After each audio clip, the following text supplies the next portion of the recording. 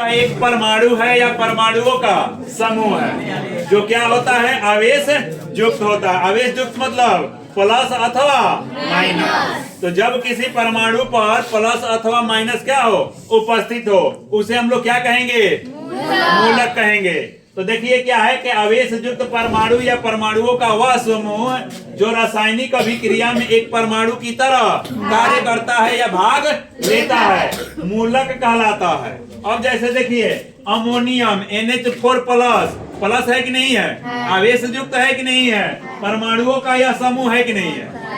अब ये देखिए क्लोरीन परमाणु है कि नहीं, लेकिन यह क्या है, आवेश युक्त है। उसके बाद कैल्शियम Ca2 कैल्शियम परमाणु है लेकिन इस पर क्या है, 2 आवेश है ना। उसी प्रकार Na+SO4 ये सभी क्या है, परमाणु या परमाणुओं का समूह है और इसका नाम हम लोग क्या देंगे, मूलक नाम देंगे। दिक्कत किसी को? अब देखिए मूलक दो प्रकार के, कौन कौन, धन मूलक और ऋण मूलक। धन मूलक को हम लोग क्षारीय मूलक भी कहते हैं और ऋण मूलक को अम्लीय मूलक कहते हैं, ठीक है ना। तो अब हम लोग पढ़ेंगे मूलक के प्रकार।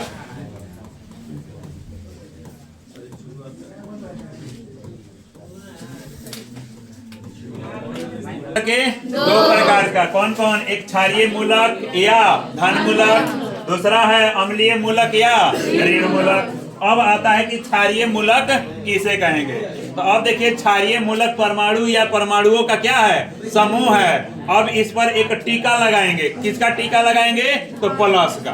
तो जिस पर प्लस का टीका लगा हुआ रहेगा उसको हम लोग क्या कहेंगे, क्षारीय मूलक या धन मूलक, ठीक है ना। तो लिखेंगे मूलक या धन मूलक वैसा मूलक जिस पर धनावेश उपस्थित होता है उसे हम लोग क्या कहेंगे, धन मूलक। मैंने बोला था ना कि प्लस का टीका।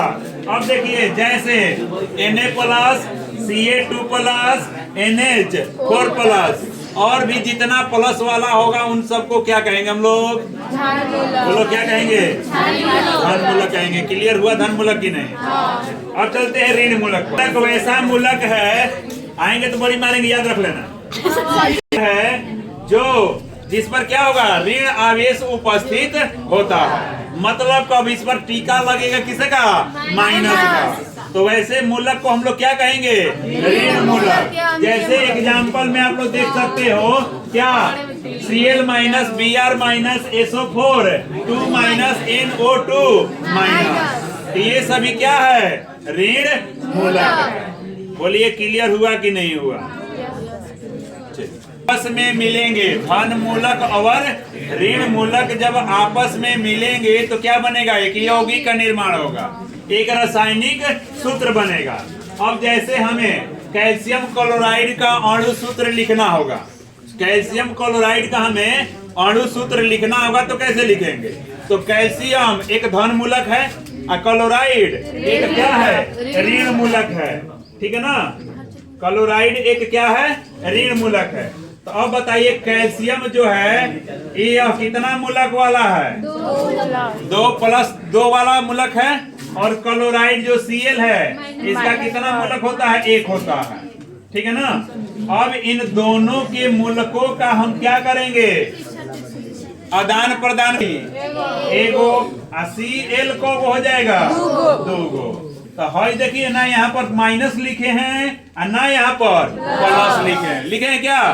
तो जब प्लस और माइनस को हम नहीं दर्शाएंगे तो उसे हम कहेंगे क्या, संयोजकता। क्या बोलेंगे उसे, संयोजकता। तो मतलब कि जो भी धन मूलक और ऋण मूलक वाले परमाणु होंगे वह आपस में अपनी संयोजकता का आदान प्रदान करके, एक्सचेंज करके, विनिमय करके, लेन देन करके क्या करते हैं, एक सूत्र का निर्माण करते हैं। और उस सूत्र को हम लोग क्या बोलेंगे, अणु सूत्र बोलेंगे, ठीक है ना। अब बताइए कि कैल्शियम क्लोराइड का अणु सूत्र क्या हो जाएगा, CaCl2।